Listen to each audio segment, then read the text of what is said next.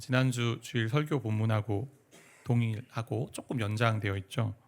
그래서 지난주 다루면서 한 번 더 보면 좋겠다라는 마음을 주셔서 좀 다루게 되는데, 원래 지난주 설교에서 빼놓고 할 부분을 오늘 전하려고 했습니다. 근데 그러는 도중에 그냥 끼워 넣자, 또 빼지 않고 그냥 해버렸어요. 원래 오늘 이제 하려고 좀 남겨놓던 그런 부분인데, 근데 지난주 그 내용 중에 그런 내용이 있었잖아요. 모든 자극을 기도의 자극제로 삼으라라는 말씀을 좀 나눴는데, 그리고 나서 한 순장님이 다락방 때 나눈 이야기를 저에게 좀 전해 주셨습니다. 형제 다락방인데 다락방 교재에 있는 야곱 이야기 다루면서 한 성도님이 지난 한 주 동안 세상적인 생각이 너무 가득 차서 나에게 뭔가 자극이 좀 필요하다. 계속 자극이라는 단어를 떠올렸대요. 근데 제가 말씀에서 사무엘상 이 말씀을 가지고 모든 자극을 기도의 자극으로 삼으세요, 그 얘기를 듣고 이 얘기구나.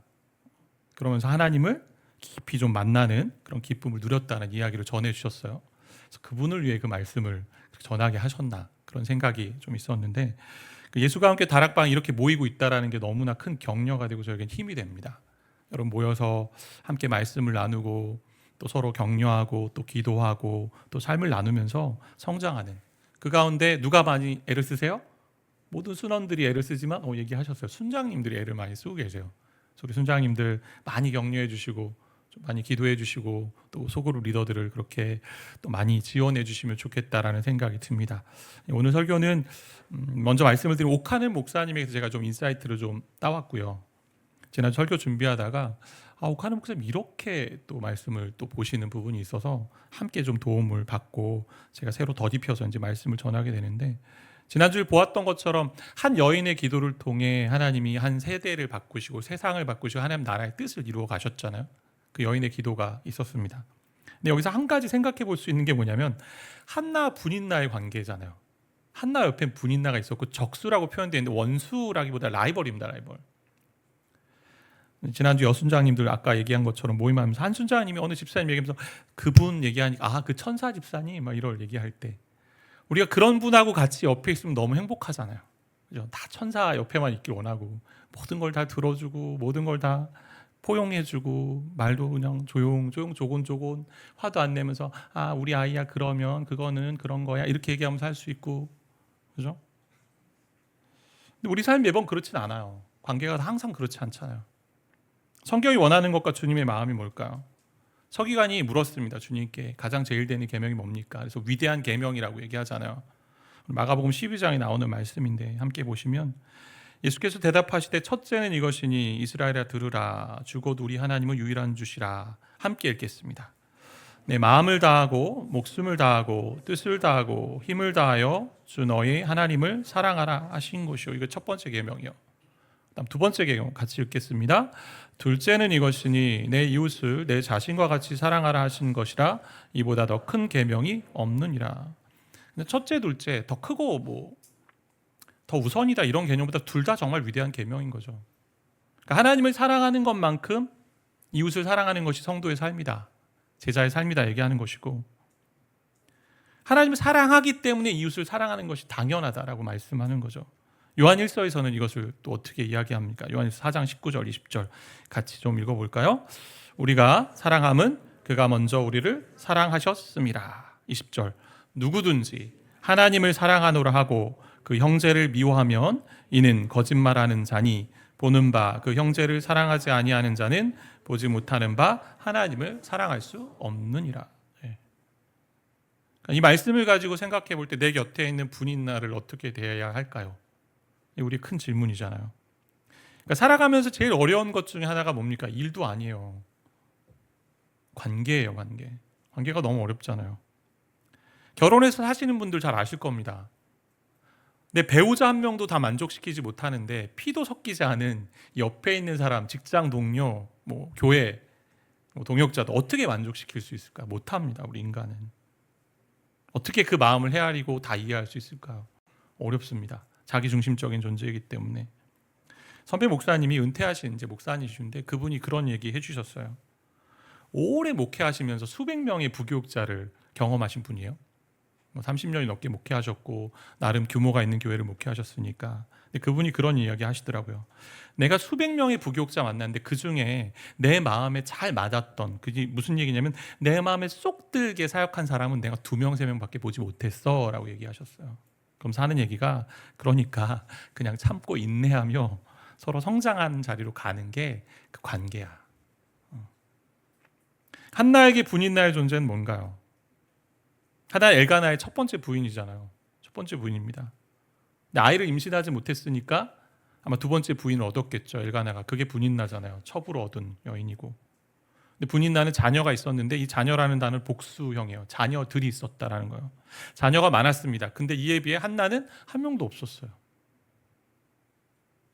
이렇게 자녀가 많으면 어떻게 해야 돼요? 형님 하면서 우리 자녀 같이 키워요 이러면 되잖아요. 근데 그렇지 않았죠. 분인나는. 어떻게 해요? 매년 엘가나가 실로에 올라가서 제사를 드리는 가운데 어떤 일이 벌어집니까? 제사를 드리고 나서 제사 제물을 가져오거든요. 고기를 가져오는 거죠. 이제 화목제인 것 같아요. 화목제는 하나님께 제사를 드리고 제사장에 드리지만 또 어떻게 해요? 그 제물을, 고기를 함께 가족이 나누거든요. 몫을 나눠주는 거죠. 가족들 불러다가, 자 우리 큰아들 하나, 작은아들 하나, 뭐 이렇게 주다가 분인당 하나, 그러더니 또 어떻게 해요? 마지막엔 우리 내가 사랑하는 한나 2개 이렇게 주죠.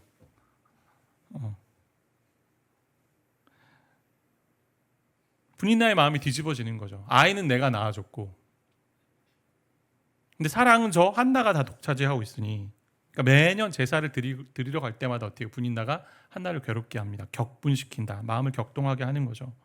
아마 소리 지르고 막 막말을 했을 겁니다. 뭐 어제 한 여인이 나와서 막 이렇게 얘기하시던데, 이런 분인나를 어떻게 대할 수 있을까요? 화가 나면 이 사람을 어떻게 대할 수 있을까요? 우리가 이 분인나를 어떻게 사랑할 수 있을까요? 그러니까 저와 여러분에게 있는 분인나가 누구일까? 이거부터 좀 떠올려야겠죠. 분인나가 누구예요?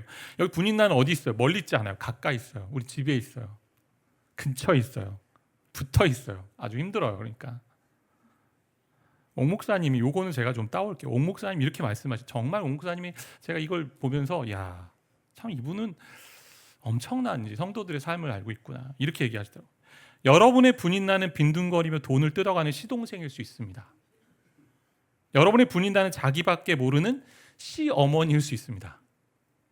그리고 여러분의 분인나는 보기만 하고 시샘하고 투정하는 올케일 수도 있습니다. 늙은 부모님 맡겨놓고는 얼굴도 내밀지 않는 형님 집안일 수 있습니다.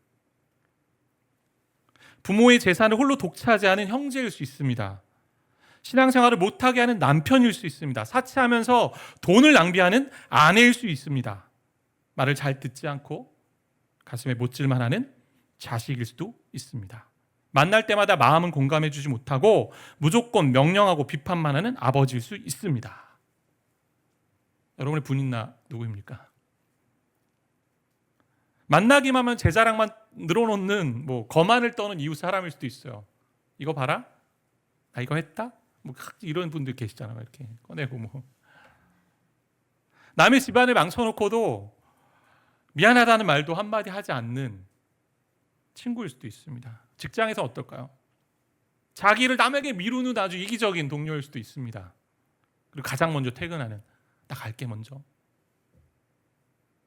아니면 교회 안에는 어떨까요? 대화하는데 늘 자기중심적으로 대화하는 분 있죠. 뭔가 대화하면 또 내 얘기, 뭔가 대화하면 내 얘기. 내 식으로 사람들을 가두려고 하고, 내 틀에 갇혀서. 이렇게 가까이 있는 사람, 근데 도무지 사랑할 수 없는 그 사람, 그런 사람이 누구예요? 분인나요. 분인나. 분이나죠, 그죠? 그래서 분이나 같아요. 분이나. 이런 내용을 봤을 때 여러분 주변에 분인나가 누가 있나? 그죠? 저와 여러분의. 저는 같은 내용을 한 2번 이상 반복할 때 좀 이렇게 끌어오르는 분이 있습니다. 2번이나 얘기했는데 못하지? 왜? 왜 못 듣까? 왜 안 될까? 내 얘기를 귀담아 듣지 않는 걸까? 아니면 좀 못 알아듣는 걸까? 내가 국어를 잘못했나? 아니면 내가 영어로 얘기했나? 뭐 이렇게 생각할 수 있는 거잖아요. 근데 제가 이런 얘기했더니 아내가 그러더라고요. 당신이 내 얘기 잘 듣고 있냐고. 당신이 바로 그 사람이다. 그 사람 중에 하나다. 투정 부리고 짜증내고 아주 징징거리는 사람 저도 싫다 그랬더니 저한테 쳐다보면서 이렇게 얘기하는 거죠. 예. 차라리 멀리 있으면 좋은데 가까이 있는 사람인 거죠. 분인나는 정말 멀리 있는데 가까이 있어요. 어렵게 하는 사람이 정말 힘들어요. 그럼 어떻게 해야 될까요? 지난번에 우리가 갈등 해결에 대해서 배웠는데 세상의 방식은요, 회피하거나 공격이죠. 싸워요? 아니면 피해요? 아니면 죽은 척 할까요? 성도는 뭘 가지고 반응해야 됩니까? 말씀을 가지고 반응해야죠. 말씀이 뭐라고 얘기하는지. 오늘 앞서 본 것처럼 위대한 계명이라고 했던 우리 주님의 말씀에 내 이웃을 내 몸과 같이 사랑하라 하셨으니 풀어할 길을 찾아야죠. 내 이웃을 내 몸과 같이 사랑하는 길로. 목회하면서 제일 어려운 것이 무엇인가 선배 목사님께 물었을 때 선배 목사님이 그런 얘기 해주셨어요. 하나님 사랑하듯 성도 사랑하는 건 너무 힘들다. 평생 그 씨름을 해왔다. 그 씨름을. 예기치 않게 힘들게 하는 사람들이 있다라는 거. 본질도 아닌데 힘들게 하고 자기 틀에 갇혀 힘들게 하는 그런 사람 만나면 어려운 시간을 겪는다. 그러면서 그분이 했던 그 상징어가 뭐냐면 갈고리 같은 사람들이 있다는 거예요. 마치 사탄 노릇하는 사람들이 있고. 근데 그런 어려운 시간을 사람들과 만나면서 결국 깨달은 게 뭐냐면 사랑이 답이구나. 이거밖에 없구나. 저도 부사역자일 때랑은 또 다른 것 같아요. 담임 목회는 사랑의 큰 무게를 좀 느끼게 되는 것 같습니다. 한다가 어떻게 합니까? 지난주에 봤던 것처럼 사람과 상대하지 않잖아요. 분인나와 상대하지 않고 엘가나와 상대하지 않고 어디 갑니까? 하나님 상대하러 가죠. 성막에 갑니다. 들어가서 오래 기도합니다. 오래 기도합니다. 분인나를 통해 상처받고 모욕을 당할 때마다 하나님께 나아간 거죠. 인간적으로 해결하지 않습니다. 기도하고 통곡했다라고 되어 있어요. 모든 울음을, 모든 분을, 모든 원망, 모든 이 분통함을 하나님 앞에 쏟아 놓는 거죠. 구약에서는 아직 하나님이 이제 뭐 이곳저곳에 또 언제든지 계신다라는 개념이 없을 때니까 하나님이 계신 곳은 어디예요? 성막이 있는 곳에 가는 거죠. 실로까지 갑니다. 그 길을 가는 거예요. 하나님 만나러. 열심히 기도하니까 제사장 엘리가 어떻게 해요? 이 여인을 보니까 그냥 혼자 막 그냥 뭐 오래 기도하니 마치 저 여인이 포도주 취한 것 아닌가 그냥 혼자 뭘 이야기하고 하니까. 근데 이야기하죠. 자신의 분통함과 격분됨을, 원통함을 하나님께 가지고 가는 거다. 그러니까 분인나에게 받았던 격분, 분통, 원통함을 어디로 가져요? 분인나에게 풀지 않고 엘가나에게 풀지 않고 하나님께 가져가는 거죠. 그게 신자가 분인나와 대화하고 분인나와 관계를 맺는 길의 첫 출발입니다. 그러니까 엘리가 어떻게 해요? 17절에 평안히 가라 기도하고 구한 것 응답받을 것이다 라고 말합니다. 그러고 나서 놀라운 기도의 응답이 주어지는 게 18절인데 같이 좀 읽겠습니다. 18절 이르되 당신의 여종이 당신께 은혜 입기를 원하나이다 하고 가서 먹고 얼굴에 다시는 근심빛이 없더라. 아들을 주신다라는 확신이 들었기 때문에 근심빛이 없었을 것 같습니다. 근데 또 하나는 어떤 것 때문에 그랬을까요? 좀 생각해 본다면 분인나에 대해서 더 이상 고통받지 않는 거죠. 자유하게 되었다라는 거예요. 그 부분에 자유가 생겼다. 분인나를 포용할 수 있고 분인나의 입장에서 이해할 수 있다. 그리고 참으면서 인내할 수 있는 여유가 생겼다. 이것이 복음이 저와 여러분을 데리고 가는 지점입니다. 하나님과 씨름하고 하나님과 상대했더니 사람 인내하고 사람 용서하고 사람 포용하는 것 가능해졌다라는 거죠. 이 마음의 여유가 어디서 왔을까요? 하나님 상대하니까 왔죠. 오늘 18절에 보면 엘리의 말에 대해서 당신께 은혜를 입기를 원합니다 라고 되어 있는데 이 말은 제사장을 하나님이 세운 제사장을 통해서 은혜를 입겠다는 말이기도 하지만 결국 하나님이 세운 제사장을 통해 은혜를 입는다는 얘기는 하나님께 은혜를 입겠다라는 얘기거든요. 기도하는 가운데 주어지는 선물이 있다면 은혜더라고요. 은혜. 기도 많이 해보셨죠, 여러분? 내 마음이 부유해집니다. 내 마음이 은혜로 가득 찹니다. 하나님께 은혜를 입은 여인이에요. 자격 없는 여인이고요. 가진 것 없는 여인이지만 하나님의 호의와 선물을 받는 여인이 되고 싶다라고 간 거죠. 저와 여러분 곁에 분인나가 많이 있을 겁니다. 지근거리에 있을 겁니다. 직장에 있을 수 있고 가정에 있을 수 있고 여기저기 있을 수 있습니다. 근데 그때 어떻게 하시겠습니까? 예기치 않은 분인날이 나타날 때마다 복음이 말하는 해결은 그 마음 가지고 하나님께 나아가라가 첫 번째 해결이죠. 그게 하나님을 사랑하는 거고 하나님의 은혜를 입는 거고, 그러고 나면 어떻게 해요? 하나님의 은혜를 입고 나면 그 영혼을 품어낼 수 있는 마음의 여유가 생기는 거죠. 그게 저와 여러분이 가셔야 되는 거죠. 제가 이런 부분을 많이 배워야 되는 지점인 것 같아요. 그래서 담임 목회 시키신 것 같아요. 저도 용납하고 용서하는 게 쉽지 않은 사람이었어요. 의에 가득 찬 사람이기 때문에 아직도 저도 공사 중입니다. 배워가는 지점이 많이 있습니다. 변화되어야 될 부분이 많이 있습니다. 실수하고 넘어지는 사람이에요. 근데 제가 이러한 말씀을 전하는 이유는 제가 잘하기 때문에, 아니 더 잘해서라기보다 제가 먼저 이 복음을 들어야 될 사람이기 때문에 제 귀에 들려주고 싶어서. 날마다 저와 여러분이 하나님의 말씀을 들어야 되는 이유가 여기 있죠. 그 말씀 가지고 움직여야죠. 하나님 은혜가 없으면요, 우리는 사람을 대할 수 없습니다. 그래서 은혜를 달라고 기도해야 되는 거죠. 은혜를 주십시오. 은혜가 뭐예요? 많이 정의했잖아요. 받을 자격이 없는 자에게 대가 없이 하나님이 주시는 선물, 호의. 받을 자격이 없어요, 저는. 근데 값없이 주셨어요. 하나님이 은혜로 구원을 주셨고 생명을 주셨고 살아갈 힘을 주시고 믿음을 주시고. 근데 조금 더 생각해 본다. 은혜는 뭐예요? 할 수 없는 일을 하게 하시는 능력이잖아요. 은혜 주시니 할 수 있습니다. 은혜가 있어야 그 사람이 사랑스럽게 보이죠. 은혜가 있어야 그 사람이 나를 힘들게 한다 할지라도 품어줄 수 있는 마음의 여유가 생기는 거죠. 바울이 서신서마다 시작과 끝을 어떻게 하냐면 대부분 시작은 인사도 하고 하지만 은혜와 평강이 있을지어다 인사하고 뒤에 마지막은 항상 주 예수의 은혜가 있을지어다로 끝나 거의. 그러니까 은혜로 시작해서 은혜로 끝나는 게 신앙의 삶이다. 하나님 믿는 삶이다. 그렇다면 저와 여러분이 내 곁에 있는 분인나들을 생각할 때마다 하나님 저 분인나 없애주세요. 이게 아니에요. 분인나?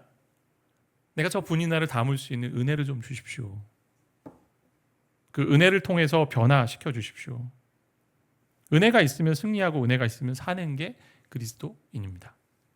우리 히브리서 4장 16절에 이런 말씀 있잖아요. 같이 좀 함께 읽겠습니다.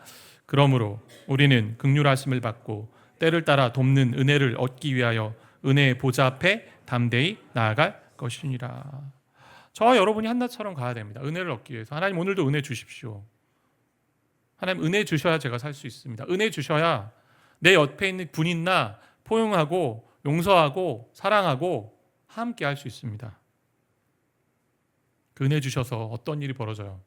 마음의 여유도 생겼지만 사무엘도 주시고 감사하잖아요. 하나님이 또 큰 은혜를 주는데 그게 뭐냐면 한나를요 엄청난 신학자로 만드신다. 무슨 얘기냐? 만군의 여호와여라는 이 용어를 쓰면서 기도를 하는데 만군의 여호와는 성경에서 사무엘상에 처음 나옵니다.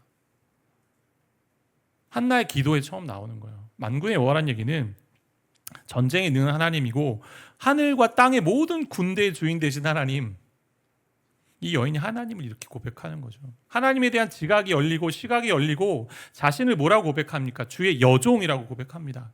하나님에 대한 인식이 깊어지고 자신에 대한 인식이 깊어지는, 그러니까 결국 고통이 그를 신학자로 만들고 고통이 하나님을 알아가는 길로 만들어 간다는 거죠. 오늘 이 밤 저와 여러분에게 분인나가 있으십니까? 하나님의 은혜를 구하며 나아가는 시간이 되시길 바랍니다. 내 곁에 있는 분인나를 다루는 법은요, 하나님의 은혜의 복음이 들어와서 나의 마음을 넓히고 사랑할 힘을 주고 자유할 힘을 줄 때 가능해진다는 거. 그런 관계를 누리는 저와 여러분이 되시기를 바라고 축복합니다.